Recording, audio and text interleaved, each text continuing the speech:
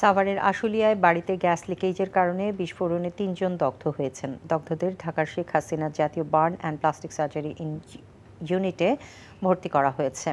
বৃহস্পতিবার বিকেলে আশুলিয়ার কুরগাঁও আমতলা এলাকার মোহাম্মদ শামসুদ্দিনের বাড়িতে এই দুর্ঘটনা ঘটে। দগ্ধরা গোডাউনের ম্যানেজার মোহাম্মদ সুমন ও প্রতিবেশী ভাড়াটিয়া বৃদ্ধা মাজেদা বেগম।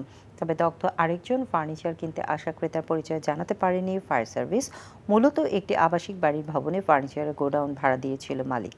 বিস্ফোরণের কারণ জানতে চাইলে ফায়ার সার্ভিসের এক কর্মকর্তা জানান, ঈদের আগে থেকে ফার্নিচারের গুদামটি বন্ধ থাকায় ভেতরে গ্যাস জমেছিল। ওই কক্ষে তিতাসের আবাসিক সংযোগ সহ রান্নার চুলাও ছিল। সম্ভবত ওই গ্যাস লাইনের লিকেজ থেকেই বিস্ফোরণের ঘটনাটি ঘটেছে। এই ঈদে দেশ জুড়ে কেনাকাটার ফুর্তি হবে শুধু বিকাশে, সাথে ডিসকাউন্ট কুপন, ইনস্ট্যান্ট ক্যাশব্যাক।